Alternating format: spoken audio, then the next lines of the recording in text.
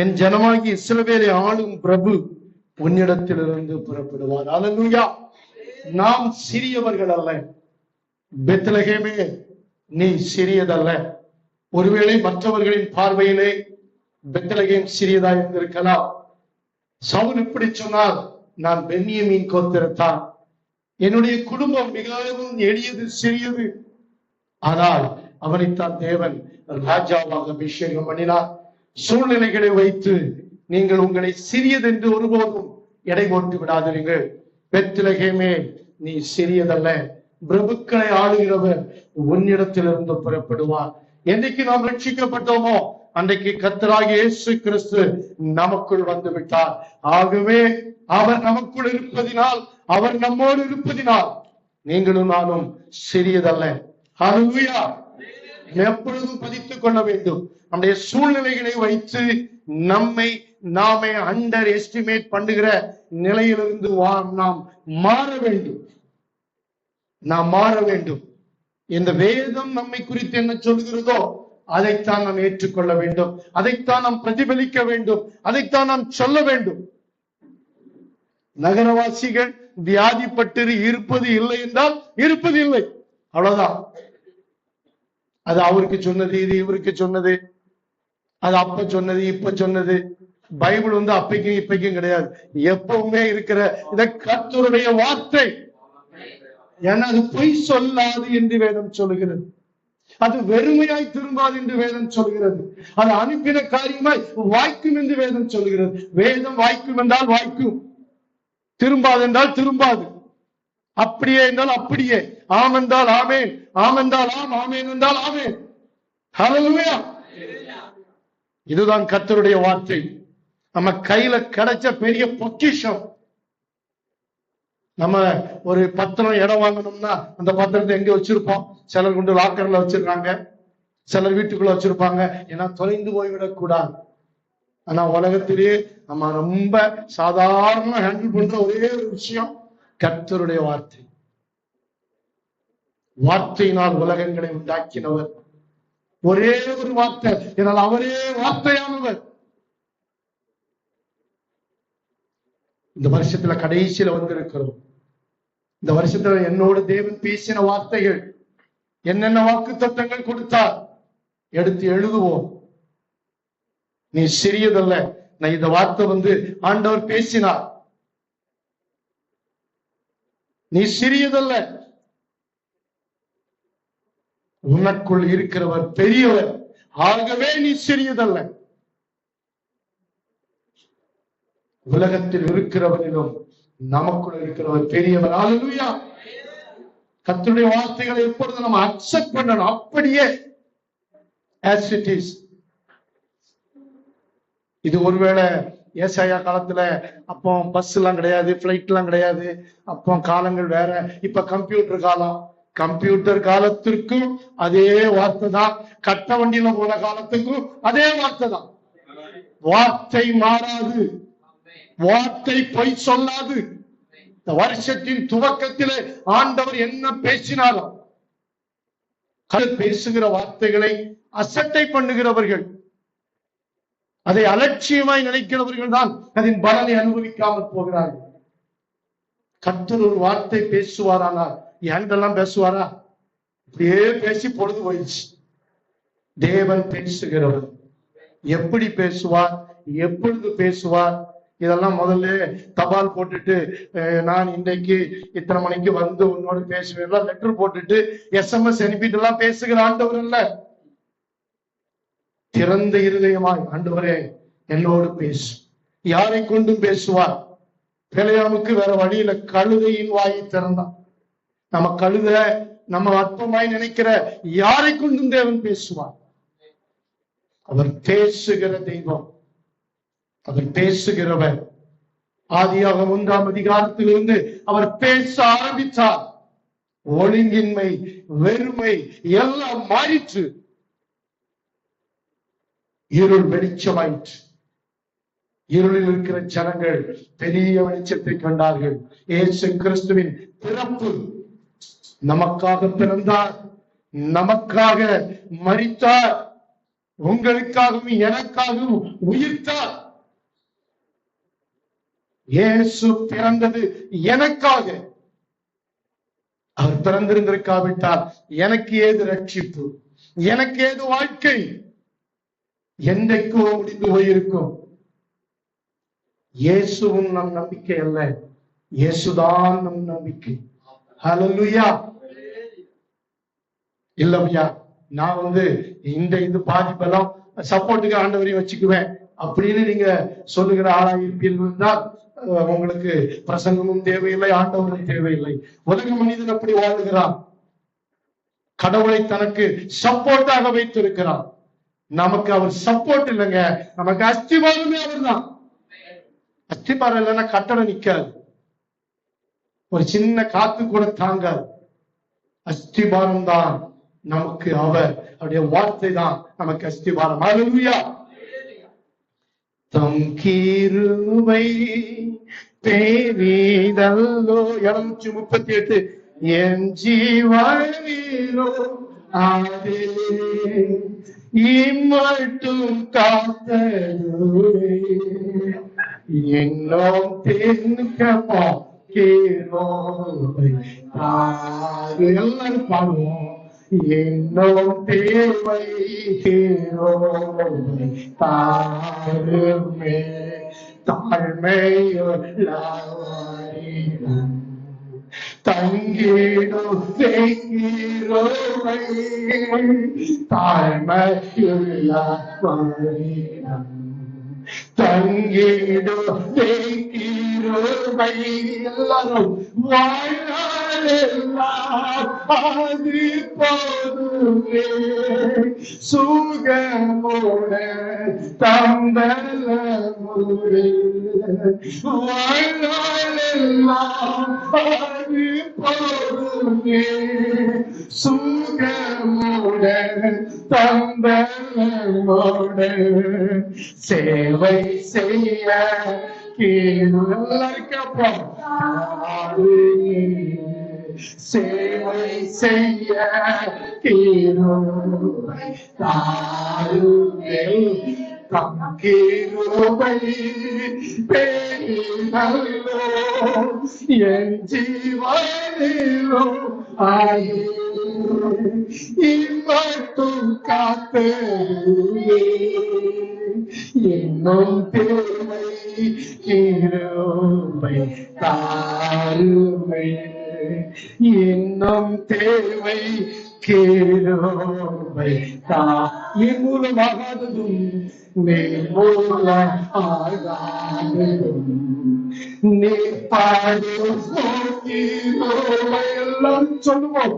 நிர்மூலமாகாததும் நிற்பாடும் நோக்கிருவை நிசையின் பாவம் நீங்கினது நித்திய ஜீவன் பெற்று கொண்டு நிசையின் பாவம் நீங்கினது நித்திய ஜீவன் பெற்று கொண்டே காத்து கொள்ள கிருபை தாருமே காத்து கொள்ள கிருபை தாருமே தம் கிருபை பெரிதல்லோ என் ஜீவனிலும் அது இம்மட்டும் காத்தருளே என்னும் தேவை கிருபை தாருமே இன்னும் தேவை கிருபை தாருமே தினம் அதிகாலை தேடும் பொழுது கிருபை தினம் தேடும் பொழுது கிருபை மனம் தளர்ந்த நீரத்திலும் வெள்ளவின சரீரத்திலும் அவன் பலவீன சரீரத்தில் எல்லாரும் ஆரோக்கியமும் கிருபை தாருமே. ஓங்கேவும் கிருபை தாருமே. தம் கிருபை பேரினோ என் ஜீவனிலும் அதே இம்மட்டும் காத்தருமே. இன்னும் தேவை கிருபை தாருமே. இன்னும் தேவை கிருபை தாருமே. நன்றியோடு நாங்கள் துதிக்கிறோம் ஆண்டவரே. நாம் நிர்மூலமாகாமல் இருக்கிறோம் என்றால் ஒரே ஒரு காரணம், உடைய கிருபை. கர்த்தரை நம்பி இருக்கிறவனையோ கிருபை சூழ்ந்து கொள்ளும். இந்த கிருபை எங்களை சூழ்ந்து கொண்டது இம்மட்டும் நிலைநிறுத்தி இருக்கிறது ஆண்டவரே. இம்மட்டும் எங்களை அது நடத்தி மக்கள் நாங்கள் நன்றி செலுத்துகிறோம். வருஷத்தின் கடைசியில் வந்து நின்று இந்த வருஷம் முழுவதும் நீங்க தான் எங்களை நடத்தினீங்க ஆண்டவரே. நீங்க தான் நடத்தினீங்க. எத்தனையோ எங்க வாழ்க்கையில தோல்விகள், நம்மை துக்கப்படுத்தின நேரங்கள், அவைகளெல்லாம் கிருபையாய் பொறுத்து கொண்டு கிருபையாய்களை மன்னித்து கிருபையாய் நடத்தினீர் ஆண்டவரே. மக்கள் நாங்கள் நன்றி செலுத்துகிறோம். நன்றி செலுத்த எல்லாரும் ஆண்டவரே எங்களுடைய ஜெபங்களுக்கு பதிலளித்து எங்களுடைய உணர்வுகள், எங்களுடைய யோசனைகள் ஆண்டவரே எங்களுடைய எல்லாவற்றையும் கனப்படுத்தினீர். மக்கள் நாங்கள் நன்றி செலுத்துகிறோம் ஆண்டவரே. மக்கள் நாங்கள் நன்றி செலுத்துகிறோம். எங்க ஜபங்களை நீ தள்ளல ஆண்டவரே, புறக்கணிக்க அவைகளுக்கு நீ பதில் கொடுக்காமல் இருந்திருந்தால் நீ நிற்க முடியாது ஆண்டவரே. நாங்கள் உயிரோடு இருந்திருக்க முடியாது. நன்றி நன்றி ஆண்டவரே. தேங்க்யூ. நிதியான நேரங்கள் எங்களோடு பேசுங்க. எங்களை ஆசீர்வதிங்க. ஒரு புதிய வருஷத்துக்குள்ள போறோம் ஆண்டவரே. காலத்தை பார்த்தால் போதகராக இருக்க வேண்டிய நாங்கள் காலங்களையும் சமயங்களையும் வீணடித்து இருக்கிறோம். மன்னியும் ஆண்டவரே. நாங்கள் வளர பெருக 26 25 இருந்தது போல் அல்ல, இன்னும் அதிகமாய் மோடு நெருங்க, மோடு நடக்க, நம்முடைய வார்த்தைகளை தியானிக்க, ஆசீர்வதிக்கப்பட, மற்றவர்களுக்கு நாங்கள் வெளிச்சமாயிருக்க, உலகத்துக்கு வெளிச்சமாயிருக்க, உப்பாயிருக்க எங்களுக்கு உதவி செய்யும். எழும்பி பிரகாசி, உன் வழி வந்தது, கர்த்தருடைய மகிமை உன்மேல் உதித்தது என்று மற்றவர்கள் கண்டு இந்த உதிக்கிற ஒளியின் இடத்திற்கு ராஜாக்கள் நடந்து வருவார்கள், ஜாதிகள் ஓடி வருவார். ஓடி வர உதவி செய்யும். என்னை எடுத்துக்கொள்ளும், உன் பின்னே ஓடி வருவோம் என்று நாங்கள் சொல்ல உதவி செய்யும். கிறிஸ்து இயேசு மூலம் கேளும் ஜீவனுள்ள பிதாவே, ஆமென். அல்லேலூயா.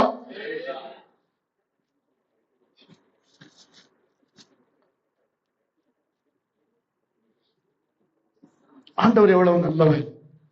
நான் தீர்க்கதரிசியும் அல்ல, தீர்க்கதரிசியின் புத்திரனும் அல்ல, அப்படிப்பட்ட ஒரு பின்னணியத்தில் பிறந்தவனும் அல்ல. ஆனாலும் கர்த்தர் வார்த்தையை கொடுக்கும்படி கிருபை கொடுத்திருக்கிறார். அந்த ஸ்தானத்திலே கொண்டு வந்து நிறுத்தி இருக்கிறார். அதனுடைய சுத்த கிருபை. ஹல்லேலூயா. மார்க் எழுதின சுவிசேஷம் 6ஆம் அதிகாரம் 42ஆம் வசனம். மார்க் எழுதின சுவிசேஷம் 6:42. ஆமென். எல்லாரும் சாப்பிட்டு திருப்தி அடைந்தார்கள். நம்முடைய ஆண்டவர் நம்மை திருப்தி ஆக்குகிற கர்த்தர். ஏதோ 10 ரூபாய் கேட்டா ஒரு 2 ரூபாயை கொடுத்துட்டு அட்ஜஸ்ட் பண்ணிக்கப்பான்னு சொல்லுகிற ஆண்டவர் அல்ல. அவர் இந்த வசனம் சொல்லுகிறது, எல்லாரும் சாப்பிட்டு திருப்தி அடைந்தார்கள். ஆண்டவராக இயேசு கிறிஸ்து இந்த உலகத்தில் இருந்த பொழுது ஊழியத்திலே அவர் எப்பொழுதும் பிஸியாக இருந்தார். அவர் எப்பொழுதும் அவருக்கு பிரச்சனையே ஜனக்கூட்டம் என்றால் அவரிடத்திலிருந்து அற்புதங்கள் வெளிப்பட்டது, வார்த்தை வெளிப்பட்டது, வல்லமை வெளிப்பட்டது. அவர் நன்மை செய்கிறவராகவே சுற்றி தெரிந்தார். ஒரு போகிற இடங்களில் எல்லாம் ஜனக்கூட்டம் அவரை தொடர்ந்து கொண்டே இருந்தது, நெருக்கிக் கொண்டே இருந்தது. அவர் எவ்வளவுதான் ஜனக்கூட்டம் அவருக்கு பின்னால் இருந்தாலும் அவர் விரும்பினது அவர் பிதாவோடு தனித்து இருப்பதை தான் அதிகமாய் விரும்பினார். நம்முடைய வாழ்க்கையிலும் நாம் அவரோடு தனித்து இருப்பது மிகுந்த அவசியம். நம்முடைய தேவனோடு தனித்து வாசம் பண்ணுவது மிக அவசியம். அந்த ஜாதி அது மற்றவர்களோடு கலவாது, அது தனித்து வாசம் பண்ணும். அவர் தனித்து வாசம் பண்ணும்படி அவர் போயிருந்தார் என்று வேதம் சொல்கிறது. அவர் ஜனங்களை விட்டுவிட அவர்களுக்கு சாப்பிடக்கூட சமயம் இல்லை என்று வேதம் சொல்கிறது. ஆகவேதான் அவர் சீஷர்களை கூட்டிக் கொண்டு வனாந்தரமான ஒரு இடத்திற்கு போனார். அந்த இடத்திலே அவர் சீஷர்களை கூட்டிக் கொண்டு போனார். ஒரு இடத்திலே பின்னால நீங்க வாசிப்பீர்கள் என்றால் சீஷர்களை அனுப்பிவிட்டு அவர் தனிமையாயிருக்கும்படி போனார். சீஷர்கள் அவரோடு இருந்தவர்கள் தான், ஆனாலும் எப்பொழுதும் அவர்களோடு இருக்க வேண்டும் என்றல்ல, தனிமையிலே தன் பிதாவோடு என்னுடைய வேலை என்ன, என்னுடைய திட்டம் என்ன, நான் என்ன செய்ய வேண்டும். அதனால்தான் அவரிடத்தில் வந்த யாவரும் சொத்தமானார்கள். அவரை தொட்டவர்கள் சொத்தமானார்கள். அவர் யாரையெல்லாம் தொட்டாரோ அவர்கள் சொத்தமானார்கள். நம்முடைய வாழ்க்கையின் மிக முக்கியமான பகுதி நாம் எவ்வளவு தேவனோடு இருக்கிறோம் என்பதுதான். நான் இருக்கிறேன் என்பதை நான் பேசவில்லை, இருக்க வேண்டும் என்பதனால் உங்கள் மனைவியில பேசிக் கொண்டிருக்கிறேன். He spent his time with his father. தன் தேவனோடு தன் பிதாவோடு அவர் நேரத்தை செலவழிக்க விரும்பினார். அவர் ராம் முழுவதும் ஒரு மலையின் மேல் ஏறி ஜெபம் பண்ணினார். இறங்கி வந்த பொழுது 12 அப்போஸ்தலர்களை தெரிந்து கொண்டார். கெட்டிக்காரர்கள் என்பதனால் அவர் தெரிந்து கொள்ளவில்லை, அவர்களை கெட்டிக்காரர்களாக மாற்றினார். அவர்களை பலவீனமாய் இருந்தவர்களை பலவர்களாய் மாற்றினார். கோழைகளாய் இருந்தவர்களை தைரியசாலிகளை மாற்றினார். பேச தெரியாதவர்களை பேச வைத்தார். எதையாவது லொடலுடன் பேசுகிற பேதுருவை 11 கூட எழும்பி நின்று அவன் பேசின பொழுது 3000 பேர் ரட்சிக்கப்பட்டார்கள். சதா சாப்பாட்டை பற்றி நினைச்சுக்கிட்டு ஏதாவது கிடைக்குமா என்று நினைத்துக் கொண்டு இயேசுவின் பின்னால் சென்றவர்கள் தான். ஒரு தேவைக்காக நாம் கிறிஸ்துவை பின்பற்றுகிறவர்கள் அல்ல. நம்முடைய தேவைகளை சந்திக்கிறவர், நம்மை குறித்த தேவ திட்டங்களை நாம் அறிய வேண்டும். இங்கே அவர்கள் ஜனங்கள் அங்கே வந்து பிரசங்கங்களை கேட்கிறார்கள். அவரை அறிந்த அநேகர் என்று வேதம் சொல்லுகிறது. அந்த மார்க்கு 6ஆம் அதிகாரத்திலே அவரிடத்திலே கூடி வந்தார்கள். கூடி வந்த பொழுது ஜனங்களை அவர் புறக்கணிக்கவில்லை, அவர்களை பார்த்து மனதுருகினார். மெய்ப்பெண் இல்லாத ஆடுகளைப் போல இருக்கிறார்கள், அவர்களுக்கு ஒரு மெய்ப்பெண் இல்லை. பரிசேயரும் சதுசேயரும் அதிக பிரமாணங்களை கொடுத்து ஜனங்களை நெருக்கடியில் வைத்திருந்தார்கள். இயேசு அநேக விசேஷங்களை அவர்களுக்கு உவமைகளாக சொன்னார். எனக்கு ஹீப்ரு தெரியும், லத்தீன் தெரியும், அவருக்கு தெரிந்ததை அவர் சொல்லவில்லை, அவர்களுக்கு புரியும் வகையிலே உவமைகளாக சொன்னார். எது ஜனத்துக்கு புரியுமோ அந்த விதத்திலே அவர் பேசினார். ஜனங்கள் ஆசீர்வதிக்கப்பட்டார்கள். அந்த ஜன கூட்டத்தை பார்த்து அவர் பெருமை அடைந்து விடவில்லை. நாளைக்கு எனக்கு ஒண்ணு வந்தா இவன் அவ்வளவு பேரு நிப்பான், நாளைக்கு என்ன சிலுவை சுமக்கும் பொழுது இவன் அவ்வளவு பேர் ஈட்டியை தூக்கிட்டு வந்து விரட்டி விட்டுருவான். அவரு அதை நம்பி நிக்கல, ஒருத்தம் கூட அவர் கூட இல்லை. அது வேலை அல்ல, அதை பற்றி அவருக்கு பிரச்சனை இல்லை. அவருக்கு தெரியும் அது தேவனுடைய திட்டம் என்பது. அருமையானவர்களே, நம்முடைய தேவன் நம்மை திருப்தியாக்குகிற தேவன். அத்தனை கூட்டத்துல அப்படியே ராத்திரி இருட்டாகிட்டே போகுது. உடனே சீஷர்களுக்கு கவலை, ஏற்கனவே இவர்கள் சாப்பிடவில்லை, இவர் வேற பிரசங்கத்தை இழுத்துக்கிட்டே போறாரு. சாப்பாடு ஒருவேளை இவரு என்ன பிளான் பண்ணியிருக்காருன்னு தெரியல இவரு அப்படின்னு அவன் கவலை பூரா அதான். ஜனங்களுக்கு அவரும் விசேஷங்களை சொல்லி கொண்டிருக்கிறார். இவன் மெதுவாக போறான். எப்பவுமே ஆண்டவருக்கு ரொம்ப அட்வைஸ் கொடுப்பாங்க சீஷர்கள், வாரம் நீ பேசிட்டு இருக்கிறதெல்லாம் கரெக்டு தான், ராத்திரி ஆயிட்டு ஜனங்களை அனுப்பி விடும், எனக்கு ஒண்ணு சாப்பாடு கிடைக்கும், பக்கத்துல டீ, எனக்கு கம்ப்ளீட்டா தெரியும் எந்த இடத்துல எங்க டீ கடை கிடைக்கும், எங்க வடை கிடைக்கும், எங்க சம்சா கிடைக்கும், தெளிவா இருந்தவர்கள் கிளீன் ஐடியா கொடுத்தாங்க. இங்க இடத்த காலி பண்றதுக்கு வெளியே பாருங்க, சும்மா பிரசங்கம் பண்ணிட்டு ராத்திரி கிடந்து நம்ம கிடந்து இவங்களை பத்தி மேய்க்க முடியாது. ஆண்டவர் சொன்னார், நீங்களே அவர்களுக்கு போஜனம் கொடுங்க. இவங்களுக்கு போஜனம் கொடுக்கிறதா? இவெல்லாம் பார்த்தா இவன் ஒவ்வொருத்தரும் அடிக்கிற அடிக்கு எத்தனாண்டா பிரியாணி வச்சாலும் தகாது, பத்தாது. ஆண்டவர் சொன்னான், அது உங்களிடத்துல என்ன இருக்கிறது? எங்களிடத்துல 5 அப்பம் 2 மீன், இவைகளை தவிர வேறொன்றும் இல்லை. 5 அப்பம் 2 மீன், இவ்வளவுதான். இது ஒரு சின்ன பையனுக்குரிய சாப்பாடு. அந்த சாப்பாட்டை அவன் கொண்டு வந்திருக்கிறான். ஆனால் அந்த பையன் மனமும் வந்து அதை கொடுத்தான். இயேசு கிறிஸ்துவின் கரங்களுக்கு அது போனது. 5 அப்பம் 2 மீன், இவ்வளவுதான் இருக்கு. இதை வச்சு என்ன பண்றது? ஆனா சீஷர்கள் அவ்வளவு பேரும் கணக்கு புள்ளி ராமானுஜங்கள், அவர்கள் கிளீனா கணக்கு போட்டு 200 பணத்துக்கு, எல்லா சுவிசேஷத்திலும் வருகிறது இந்த அற்புதம். கணக்கு புள்ளி ராமானுஜம் போல கணக்கு போட்டார்கள். 200 பணத்துக்கு பத்தாதே, டக்கு டக்குன்னு கணக்கு போட்டாங்க. நீ என்ன விசேஷத்தை வேணாலும் சொல்லும், எந்த ஓமையை வேணாலும் சொல்லும், எனக்கு பிரச்சனை இல்லை. இன்னைக்கு ஏதோ சாப்பாடு இருக்குன்னு சொன்னாங்களா, டக்க டக்க டக்குன்னு அப்பதான் ஆட்டோ வரும், அப்பாட வந்துருச்சு. அப்படி அந்த மனநிலைமையில் தான் அவர்கள் இருந்தார்கள். ஆனால் ஆண்டவர் கரத்துக்கு அந்த 5 அப்பமும் 2 மீனும் போன பொழுது, முதலாவது ஸ்தோத்திரம் பண்ணி அவர் அதை பிட்டு சீஷருக்கு கொடுத்து, இது இவ்வளவு வருமா அதெல்லாம் கணக்கு பார்க்கல. ஸ்தோத்திரம் பண்ணி அதை பிற்கிறதுக்கு முன்பாக ஜனங்களை பந்தியாக உட்கார வையுங்கள் என்றார். ஹல்லேலூயா. இன்னும் கையில இருக்கிறது 5 அப்பம் 2 மீன் மட்டும்தான். ஆனா பந்தி உட்கார வச்சாச்சு. அதுதான் நம்முடைய ஆண்டவராகிய இயேசு கிறிஸ்து. ஹல்லேலூயா, ஹல்லேலூயா. எந்த நிமிஷத்திலையும் எந்த வினாடியிலையும் அவரால் அற்புதம் செய்ய முடியும். நம்ம ஒரு 10 லட்சம் நமக்கு தேவை என்றால் ஒரு கணக்கு போடுவோம். இப்படி மிச்சம் பண்ணா, இப்படி டெபாசிட் பண்ணா, இப்படி பண்ணா, நம்ம கணக்கு போட்டு இதுவரைக்கும் 10 ரூபா கூட மிஞ்சல, அது வேற விஷயம். ஹல்லேலூயா. ஆனால் நம்முடைய தேவன் கரத்தில் அதை கொடுப்போமானா, நம்ம எப்பவுமே நம்ம கிட்ட பிடிச்சு வச்சுக்கிறோம். அதனாலதான் அது பிற்கப்படவில்லை.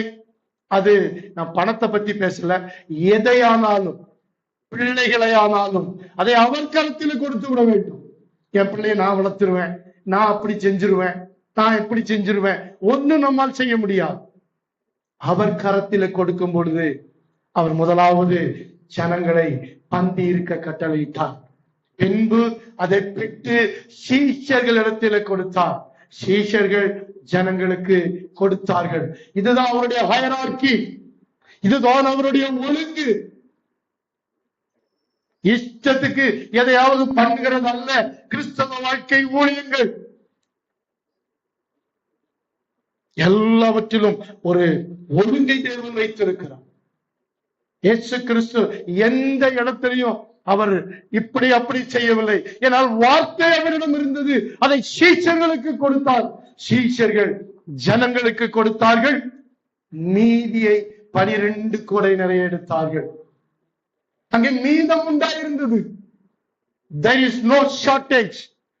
அங்கே குறைவில்லை. ஏனென்றால் அவர் குறைவுகளை நிறைவாக்குகிறவர். ஜனங்கள் புசித்து திருப்தி அடைந்தார்கள். நம்முடைய தேவன் வெறும் வார்த்தையை கொடுத்து நம்மை ஆராதிக்க வைத்து அனுப்புகிற தெய்வம் அல்ல. நம்முடைய காரியங்களை குறித்து கரிசனை உள்ள தெய்வம். நம்முடைய காரியங்களை குறித்து பரிதவிக்கிற தெய்வம். ஜனங்களுக்காக நான் பரிதவிக்கிறேன் என்று சொன்னவர். திரளான ஜனங்களை பார்த்த பொழுது ஆட்டோமேட்டிக்கா அவரிடத்திலிருந்து மனவிருக்கம் பெறப்பட்டது. உங்கள் சூழ்நிலை என்னுடைய சூழ்நிலையை பார்த்து அவர் காணாதவர் போல் இருப்பார் என்று நினைத்தீர்களோ? நாம் ஒருவேளை அப்படி நினைக்கிறோமோ? ஏன் என் ஆண்டவர் என் கேள்விகளுக்கு இதுவரை பதில் கொடுக்கவில்லை? உங்களுக்கு ஆண்டவர் சொல்லுகிற வார்த்தை, நீங்கள் புசித்து திருப்தி அடைந்து நீதியை 12 கூடை நிறைய எடுப்பீர்கள். 2024 எடுக்க முடியாமல் போயிருக்கலாம். 25 தேவன் எடுக்க வைப்பார், பிறருக்கு கொடுக்க வைப்பார். ஏன் தேவன் நம்மை ஆசீர்வதிக்க வேண்டும்? தேவன் நம்மை ஆசீர்வதிப்பதற்கு ஒரு நோக்கம் இருக்கிறது. There is a purpose. நம் ஆசீர்வாதமாய் இருப்பதற்காகத்தான் தேவன் நம்மை ஆசீர்வதிக்கிறார். இஸ்ரவேலை ஆசீர்வதிப்பது கர்த்தருக்கு பிரியம். ஆபிரகாமை தேவன் ஆசீர்வதித்தார். நீ ஆசீர்வாதமாய் இருப்பாய் என்று சொல்லி ஆசீர்வதித்தார். இன்றைக்கும் ஆபிரகாமை குறித்து நாம் பேசிக் கொண்டிருக்கிறோம். ஏனால் நாம் அவருடைய சந்ததியாக இருக்கிறோம். கிறிஸ்து இயேசு மூலமாக ஆபிரகாமோடு நாம் இணைக்கப்பட்டிருக்கிறோம். ஆபிரகாமின் ஆசீர்வாதங்கள் நமக்கு வம்சாவளியாய் வந்து விடுகிறது. நாம் ஆசீர்வதிக்கப்பட்டவர்கள். நம்மை திருப்தியாக்க தேவன் விரும்புகிறார். குறைவோடு இருப்பது தேவ சித்தமில்லை. குறைவுகளை நிறைவாக்குகிறவர் நம்முடைய நடுவில் இருக்கிறார். எந்த சூழ்நிலையும் மாற்றுகிறவர் நம்மோடு இருக்கிறார். ஏனென்றால் வானத்திலும் பூமியிலும் சகல அதிகாரமும் எனக்கு கொடுக்கப்பட்டிருக்கிறது என்று அவர் சொன்னார். உலகத்தின் முடிவு பரியந்தம் சகல நாட்களிலும், ஜனவரியில் இருப்பேன், பிப்ரவரியில் இருக்க மாட்டேன், மார்ச்சில் இருப்பேன்னு சொல்லல, சகல நாட்களிலும் நான் உங்களோடு இருக்கிறேன். நீங்கள் புறப்பட்டு போய் சகல ஜாதிகளையும் சீஷராக்கி அவர்களுக்கு ஞான ஸ்நானம் கொடுங்கள்.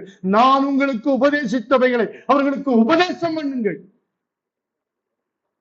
பேதுரு பலத்துல அங்க என்ன பெரிய, அவர்கள் எல்லாம் மல்டி மில்லியனர்ஸா அவர்கள் புறப்படும் பொழுது இல்லை, சாதாரணமானவர்கள். அதனால்தான் வேதம் சொல்கிறது, உலகத்திலே பலமுள்ளவைகளை வெட்கப்படுத்தும்படி தேவன் உலகத்திலே பலவீனமானவைகளை தெரிந்து கொண்டார். உள்ளவைகளை அவமாக்கும்படி தேவன் இல்லாதவைகளை தெரிந்து கொண்டார். ஞானிகளை வெட்கப்படுத்தும்படி தேவன் உலகத்திலே பைத்தியங்களை தெரிந்து கொண்டார் என்று வேதம் சொல்கிறது. உங்களையும் என்னையும் தேவன் தெரிந்து கொண்டார் என்றால், நம்மில் ஞானிகள் அநேகர் இல்லை, ஒருவரும் இல்லை என்று நான் சொல்லவில்லை. அநேகர் இல்லை. நான் ஞானி இல்லை, நான் பலமுள்ளவன் இல்லை. தேவன் தெரிந்து கொண்டார். ஞானிகளாக பலமுள்ளவர்களாக உள்ளவைகளை அவமாக்கும்படி இல்லாதவைகளை தேவன் தெரிந்து கொண்டிருக்கிறார். ஆகவேதான் பெத்லகேமே நீ சிறியதல்ல, தேவன் நம்மை திருப்தியாக்கி நடத்துகிறவர். இது வேதத்தில எல்லா சுவிசேஷத்திலும் இந்த சம்பவம் வருகிறது. மார்க்கில் மட்டும் இன்னொரு இடத்திலே அவர்கள் 7 கொடை நிறைய எடுத்த இன்னொரு சம்பவம். இந்த சம்பவம் எல்லா சுவிசேஷத்திலும் வருகிறது. தேவன் அன்றைக்கு ஜனங்களை வெறுமனே வசனத்தை மாத்திரம் கொடுத்து அனுப்பவில்லை, அவர்களை திருப்தியாக்கி அவர்கள் பசியை போக்கி தேவையை சந்தித்து அனுப்பினார். 2026 நம்ம போகும் முன்பாக தேவனுடைய தேவைகளை சந்திக்க வல்லவராக இருக்கிறார். தேவையின் அளவு எவ்வளவு பெரிதாக வேண்டுமானாலும் இருக்கலாம். 5 ரூபாயா இருக்கலாம், 50 இருக்கலாம், 50 லட்சமா இருக்கலாம். உங்கள் விருப்பங்களை அசட்டை பண்ணுகிற தேவன் அல்ல, அவைகளை கனம் பண்ணுகிற தேவன். நம்முடைய விருப்பங்களை எல்லாம் சும்மாறா, உனக்கு பரலோகத்துல நான் அது வச்சிருக்கேன் இது வச்சிருக்கேன் சொல்லி படம் காட்டுகிற தேவன் அல்ல. இந்த பூமியில நம்ம வைத்திருப்பார் என்றால் நம்மை ஆசீர்வாதமாகத்தான் வைப்பார். இந்த பூமியில அவர் தானே வச்சாரு, அவர் தானே நம்மளை வைத்திருக்கிறார், அவர் தான் நம்மை நடத்துகிறார், அவர் தான் நம்மை வாழ வைக்கிறார், அவர் தான் நம்மை ரட்சித்தார். ஒரு ரட்சிப்புக்கு பின்னாலே எவ்வளவு நமக்கு ஆசீர்வாதங்கள் இருக்கிறது. அத்தனையும் தேவன் நாம் அனுபவிக்க, ஆசீர்வாதங்களை வாசிப்பதற்கல்ல, படிப்பதற்கல்ல, அனுபவிக்க, நாம் அனுபவிப்பதற்கு சகலவித நன்மைகளையும் சம்பூரணமாய் கொடுக்கிற தெய்வம், திருப்தியாக்குகிறவர் தேவன். அநேக காரியங்களிலே நம்மை திருப்தியாக்குகிறார்.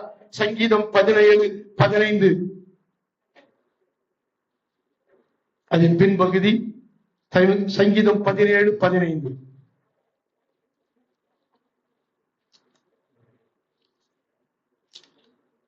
சங்கீதம் 17. நான் விழிக்கும் போது உம்முடைய சாயலால் திருப்தியாவேன். தம்முடைய சாயலினால் தேவன் நம்மை திருப்தியாக்குகிறவர். தேவன் இந்த உலகத்திலே மனிதனை உண்டாக்கும் போது தம்முடைய சாயலின்படியையும் தம்முடைய ரூபத்தின்படியையும் தான் தேவன் மனுஷனை உண்டாக்கினார் என்று ஆதியாகமம் 1ஆம் அதிகாரம் சொல்கிறது. நீங்கள் சகலத்தையும் கீழ்ப்படுத்தி நீங்கள் பலுகி பெருகி ஆண்டு கொள்ளுங்கள் என்று சொல்லிதான் அவளை தேவன் சிருஷ்டித்தார். ஏதேன் தோட்டத்திலே வைத்தார். மனிதன் பாவத்தினால் அதை இழந்து போனான்.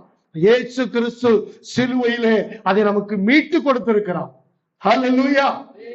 சாயலை இழந்து போன மனிதனை தேவன் தம்முடைய சாயலை மறுபடியும் அவன் அடைய வேண்டும் என்பதற்காக சிலுவையிலே அதை செய்து முடித்து நமக்கு மீட்டு கொடுத்திருக்கிறார்.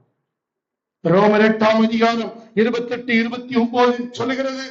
ஒரு ஆள் வாசியுங்கள். ரோமர் 8, 28, 29. ஆமென். அன்றையும் அவருடைய தீர்மானத்தின் அழைக்கப்பட்டவர்களாய் தேவனிடத்தில் அன்பு கூறுகிறவர்களுக்கு சகலமும் நன்மைக்கு ஏதுவாய் நடக்கிறது என்று அறிந்திருக்கிறோம். ஆமென்.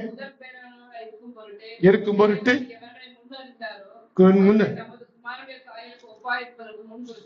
ஹல்லேலூயா. இவ்வளவுதான். ஹல்லேலூயாவா? ஹல்லேலூயா. தேவன் நம்மை எதற்கு முன்குறித்திருக்கிறார்? குமாரனுடைய சாயலுக்கு நான் ஒப்பாய் இருக்கும்படி. ஏனென்றால் இப்பொழுது நம்ம எங்க உட்கார வச்சிருக்கிறாரு? உன்னதங்களில் உன்னதங்களில் உன்னதங்களில் அவரோடு கூட உட்கார வைக்கப்பட்டிருக்கிறோம். இப்ப உட்கார்ந்து இருக்கு, இந்த சேர்ல உட்கார்ந்து உடனே என்னடா இவர் அங்க உட்கார்ந்து இருக்கான்னு சொல்றாருன்னு யோசிக்காதீங்க. நாம் இப்படி எங்க இருக்கிறோம்? குமாரனுடைய சாயலுக்கு நான் ஒப்பாய் இருக்கும்படி. சாயலால் நம்மை திருப்தியாக்குகிற தெய்வம். சங்கீதக்காரர் தாவீது சொன்னார், அவர் பழைய ஏற்பாட்டு காலத்திலே வாழ்ந்தாலும் புதிய ஏற்பாட்டின் அனுபவங்களோடு வாழ்ந்த ஒரு தெய்வ மனிதன். சாயலால் என்னை திருப்தியாக்கும். நான் சாயலால் திருப்தியாவேன் என ரோமர் 8, 28, 29 சொல்லுகிறது. குமாரனுடைய சாயலுக்கு நீங்களும் நானும் ஒப்பாயிருக்கும்படி, as it is, அந்த ரேஞ்சுக்கு நம்ம ஒப்பாயிருக்கும்படி சாயலால் நம்மை திருப்தியாக்குகிறார். 2வது சங்கீதம் 90, 14. காலையிலே எங்களை உமது கிருபையால் திருப்தியாக்கும். தம்முடைய கிருபையினால் நம்மை திருப்தியாக்குகிறவர். காலைதோறும் உம்முடைய கிருபை புதியவைகள். அதனால் தான் தினந்தோறும் காலையில் எழுந்து நாம் ஆண்டவரை தேடுகிறோம். காலையிலே அவர் கொடுக்கிற புது கிருபைகளை பெற்றுக் கொள்கிறோம். உம்முடைய கிருபையால் எங்களை திருப்தியாக்கும். கிருபையினாலே தான் எல்லாம் நடக்கிறது. கிருபையினாலே தான் நாம் வாழுகிறோம். கிருபையினாலே தான் நாம் ரட்சிக்கப்பட்டோம். கிருபையினாலே தான் இந்த வினாடி வரை நாம் உயிரோடு இருக்கிறோம். நிற்பதும் நிர்மூலமாகாது இருக்கிறதும் எல்லாம் கிருபைதான். அதனால்தான் பாடுகிறோம், உங்க கிருபைதான் என்னை தாங்குகிறது, உங்க கிருபைதான் என்னை நடத்துகிறது. காலைதோறும் உங்களுடைய கிருபை புதியவைகள். அந்த நாளுக்குரிய கிருபைய அந்த நாள்ல தான் நாம பெற்றுக்கொள்ள முடியும். ஐயா, நாளைக்கு 2 நாளைக்கு உங்க பக்கத்துல நான் வர முடியாது, ஆகவே எல்லாத்தையும் சேர்த்து அள்ளி தந்து என்ன அனுப்பிடும் நம்ம ஆண்டவர்கிட்ட சொல்ல முடியாது. காலைதோறும் உடைய கிருபை புதியவைகள். புதிய நாளுக்கு புதிய கிருபை. அது ஐயாவுடைய ஃபேவரட் ஜெபம். காலைதோறும் உடைய கிருபை புதியவைகள். எப்பவும் அந்த வார்த்தையை சொல்லி ஜெபம் பண்ணுவாங்க. இட்ஸ் a very powerful ஒரு வேர்ட். அந்த நாளுக்கு தேவையான கிருபை அப்படியே இறங்கி வரும். காலையில எழும்பி நம்ம எல்லாம் பெருசா 4 மணி நேரம் ஜெபம் பண்ணி 3 குட்டிக்கரணை அடிச்சு அதெல்லாம் ஒண்ணும் கிடையாது. சாதாரணமாய் ஜெபிக்கிறோம். ஆண்டவரே, சில நேரத்துல ஜெபிக்க முடியாம அப்படியே முட்டங்கால் போட்டு பரிதாபமா உட்கார்ந்துட்டு இருப்போம். இன்னைக்கு என்னாச்சு, சத்துரு எதுவும் செஞ்சுட்டான்? ஒருத்தரும் ஒன்னும் செய்யல. அதனால் ஒரு நாள் அனுபவம் ஒரு நாள் வித்தியாசமா இருக்கும். நேற்றைய அனுபவம் இன்றைய அனுபவமா இருக்காது. ஜெப வாழ்க்கை என்பது தேவன் இப்படி பிக்ஸ் பண்ணி வைக்கல. ஒரு நாள் பாட்டா பாடிக்கிட்டு இருப்போம், ஒரு நாள் எந்திரிச்சு வேதமா வாசிச்சுட்டு இருப்போம், ஒரு நாள் வெறும் ஸ்தோத்திரமா சொல்லுவோம், ஒரு நாள் அப்படியே அந்நிய பாஷை வரும், ஒரு நாள் அந்நிய பாஷை வராது. ஆகவே நேற்று தான் நல்ல பவர்ஃபுல் ஜெபம், இன்னைக்கு கொஞ்சம் பவர் கம்மி தான். இப்படி நமக்கு நாமே மார்க் போட்டு நம்மை நாமே சுருக்கி ஒடுக்கி நம்மை நாமே தாழ்த்தி நாம் வாழ்ந்து விட்டோம். இல்லை, காலைதோறும் நான் அதை ஃபீல் பண்ணியிருக்கேன். அதனால சொல்றேன், காலைதோறும் கிருபை புதியவைகள் சொல்லும் போது ஒரு அடி பூஸ்ட் குடிச்ச மாதிரி அப்படியே அந்த நாளுக்கு தேவையான கிருபைகளை இந்த ஒரு வார்த்தையில தேவன் வைத்திருக்கிறார். நமக்கு அடுத்த நிமிஷம் நமக்கு தெரியாது, அடுத்த மணி நேரம் என்ன நடக்கும் நமக்கு தெரியாது. நம்ம ஒரு கணக்கு போட்டிருக்கோம், நான் இப்படி போவேன் அப்படி போவேன், அதை செய்வேன் இதை செய்வேன். அதெல்லாம் ஒண்ணுமே ஒரு கணக்கும் செல்லுபடியாகாது. கிருபை நம்ம திட்டமிட்டு நடத்தும். நம்ம நடக்க வேண்டிய வழியில நம்ம நடத்தும். நாம் போக வேண்டிய பாதையில நம்மளை கொண்டு போகும். நாம் இடராதபடி, நாம் வழி விலகாதபடி, பாதை மாறாதபடி இந்த கிருபை நம்மளை கொண்டு போகும். அதனால கிருபையால் எங்களை திருப்தியாக்கும் காலைதோறும். அடுத்தது யோவான் 1:17 சொல்கிறது, நீங்கள் கிருபைக்கு கீழ்பட்டு இருக்கிறபடியா. யோவான் 1:17 கிருபையும் சத்தியமும் இயேசு கிறிஸ்து மூலமாய் உண்டானது.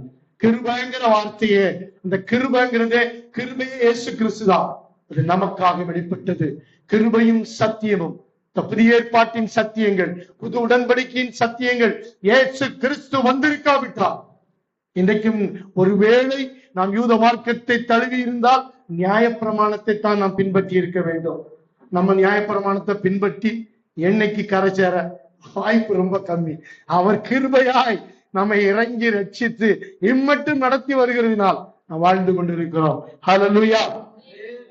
அடுத்து சங்கீதம் 103:5 இன்னைக்கு கூட அதை தியானித்தோம். 103:5 நன்மையினால் வாயை திருப்தியாக்குகிறார். நம்முடைய வாய் நன்மையினால் திருப்தியாக வேண்டும். வாய் எப்ப பேசும்? வேதம் எப்படி சொல்கிறது? இருதயத்தின் நிறைவினால் வாய் பேசும். சங்கீதம் 45:1 சொல்கிறது, என் இருதயம் நல்ல விசேஷத்தினால் பொங்குகிறது. என் நாவு விரைவாய் எழுதுகிறவனுடைய எழுத்தாணி. இருதயத்தின் நிறைவினால் வாய் பேசும். இருதயம் எதனால் நிறைந்திருக்கிறதோ, இருதயத்திலிருந்துதான் எல்லா பொல்லாத சிந்தனைகள், வேண்டாத காரியங்கள் புறப்படுகிறது.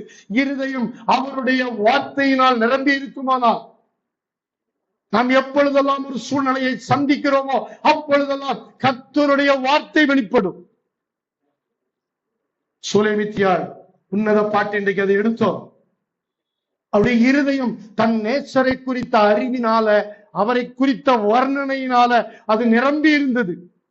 அதனால அவர்கிட்ட கேட்கும் போது, நேசர் எதினால் விசேஷித்தவர்னு கேட்ட உடனே வாய்ப்பாடு ஒப்பிக்கிற மாதிரி கட கட கட கட கட கட கட கட கட நேசர் எல்லாரையும் விசேஷித்தவர்.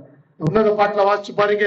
அவர் அப்படி இருப்பார், இப்படி இருப்பார், வெண்மையும் சிவப்புமானவர், அவர் தலை தங்க மயிராய் இருக்கிறது, வர்ணிக்க ஆரம்பித்து விட்டார். அவருடைய இருதயம் நேசரை குறித்த அறிவினாலே நிறைந்திருந்தது. சமயம் வந்த பொழுது கொப்பளித்து விட்டார். அவருடைய நாவு விரைவாய் எழுதுகிறவருடைய எழுத்தாணியாய் மாறிவிட்டது. நேசரை குறித்த அறிவு, கர்த்தருடைய வார்த்தை வாழ்க்கையில நிரம்பி இருக்குமானால், இதயத்திலே நிரம்பி இருக்குமானால், அது அந்த வார்த்தை நன்மையாக, நன்மையினால் நம்மை திருப்தியாக்கும். பேசுறது வீண் பேச்சுகளை தவிர்த்து விட வேண்டும். கர்த்தருடைய வார்த்தையை பேசுவோமானால் அது வாய்க்கும். மரணமும் ஜீவனும் நாவின் அதிகாரத்தில் இருக்கிறது. நம்ம ஒரு சின்ன பிரச்சனைனா இருக்கவே இருக்காம சாசு, அவன் தலையில வச்சு ஒரே கட்டா கட்டி சத்துரு போராடுகிறான். சத்துரு என்னை அதை செய்கிறான், தோற்கடித்து விட்டான்.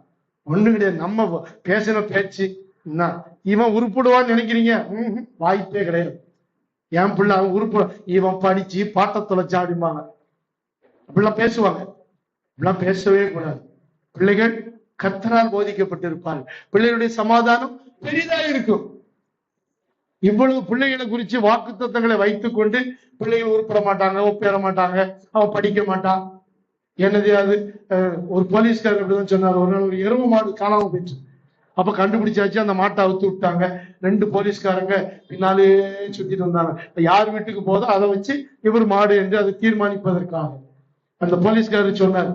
பாத்தியார் அப்பவே சொன்னார், படிக்கும் போதே, நீ மாடு மேய்க்கதான் ஆவான்னு. கரெக்டா வந்து சேர்ந்துட்டு பாத்தியாடா. அது அந்த மாதிரி அல்ல. நம்முடைய வாயின் வார்த்தைகள் ரொம்ப ரொம்ப முக்கியமானவைகள். அடுத்தபடியாக ஏசாயா 58:11 இவர் என் ஆத்துமாவை திருப்தியாக்குகிறார். நம்முடைய ஆண்டவர் நம்முடைய ஆத்துமாவை, என் ஆத்துமா கொழுப்பையும் நினத்தையும் உண்டது போல திருப்தியாகும்.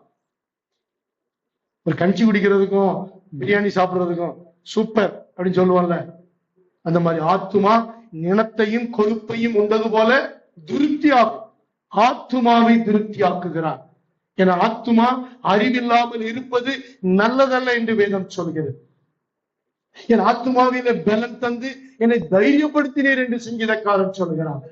ஆத்துமாவிலே இளைப்பு வந்து விட்டால் ஆவியில் இருக்கிற ஆசீர்வாதங்கள் சரீரத்திலே வெளிப்பட முடியாது. அதனால்தான் ஆத்துமா எப்பொழுதும் திருப்தியாக இருக்க வேண்டும், வார்த்தையினால் நிறைந்திருக்க வேண்டும்.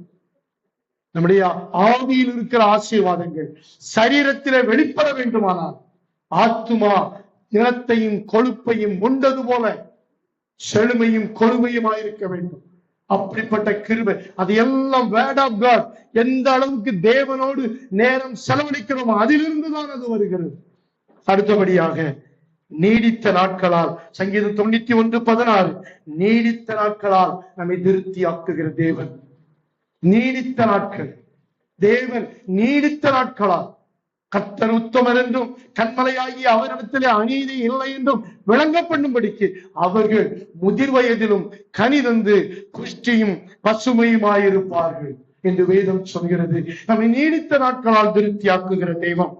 அது மாத்திரமல்ல, எரேமியா 31:14 ஒரு ஆள் வாசியுங்கள். ஆசாரியர்களின் ஆத்துமாவை கொழுமையானவைகளினால் பூரிப்பாக்குவேன். ஆசாரியர்களுடைய வாழ்க்கை என்றால் தாங்க கர்த்தருடைய ஊழியர்களின் வாழ்க்கை, அவருடைய ஆத்துமா கொழுமையினால் நிரம்பி இருந்தால் மாத்திரமே ஜனத்துக்கு தேவையான ஆகாரம் போய் கிடைக்கும். அதனால் தான் அடுத்து தொடர்ந்து, என் ஜனங்கள் நான் அளிக்கும் நன்மையினால். ஹல்லேலூயா. எல்லாரும் சொல்ல, என் ஜனங்கள். இது பழைய என் ஜனங்கள். இப்ப நாம் அவருடைய பிள்ளைகள். என் பிள்ளைகள் நான் அளிக்கும் நன்மையினால் திருப்தி ஆவார்கள். They were all satisfied. என் ஜனங்கள் நான் அளிக்கும் நன்மையினால் திருப்தியா. கடைசியில் முக்கியமான ஒரு வசனம், ஓசியா 13:5-6. நானே சொல்லிவிடுகிறேன், அந்த வசனத்தை எடுத்துக்கொள்ளுங்கள். ஓசியா 13:5-6. தங்களுக்கு இருந்த மேய்ச்சலினால் திருப்தியானார்கள். திருப்தியான பின்பு இதயம் மேட்டிமையாகி என்னை மறந்தார்கள். ஆண்டவர் திருப்தியாக்குகிறவர், ஆண்டவர் ஆசீர்வதிக்கிறவர், ஆண்டவர் உயர்த்துகிறவர், ஆண்டவர் மேன்மைப்படுத்துகிறவர். நான் வாழ்க்கை திருப்தி வரும் பொழுது நம்முடைய ஆண்டவரை நாம் இருதயம் மேட்டிமையாகி என் ஜனங்கள் என்னை மறந்தார்கள். திருப்தியான பின்பு தேவனை மறக்கிற அனுபவம் அல்ல, தேவனுக்காக இன்னும் வாழ வேண்டும். ஒரு காலத்திலே ஒரு பிரச்சனைக்காக போராடி கொண்டிருந்தோம். இந்த பிரச்சனையிலிருந்து தேவன் நம்மை தூக்கி விடுவிக்கிறார் என்றால் அந்த அப்படிப்பட்ட பிரச்சனையில் இருக்கிறவர்களுக்கு தேவன் நம்மை பதிலாக வைத்திருப்பார். பிரச்சனை முடிஞ்சிருச்சு, நம்ம இஷ்டத்துக்கு இருதயம் மேட்டிமையாகுமானால் தாழ்மை உள்ளவர்களுக்கு தேவன் கிருபை அளிக்கிறார், மேட்டிமை உள்ளவர்களுக்கோ தேவன் எதிர்த்து நிற்கிறார். அருமையான தேவ பிள்ளைகளை, நாம் அவருடைய கிருபையால், அவருடைய ஆத்துமாவிலே நாம் அவரால் நாம் திருப்தியாக்கப்பட்டு, நாம் அவருடைய திருப்தி அவர் நம்முடைய வாழ்க்கையிலே கொடுப்பதை பெற்றுக்கொண்டு அவருக்காக நாம் வாழ கர்த்தர் நமக்கு உதவி செய்வார். நம்முடைய தேவன் குறைவுகளை நிறைவாக்கி இல்லாதவைகளை இருக்கிறவைகளைப் போல பெயர் சொல்லி அழைத்து ஆசீர்வதித்து நம்மை திருப்தியாக்குகிறது. கர்த்தர் நல்லவர். எல்லாரும் எழுப்பி நிற்போம்.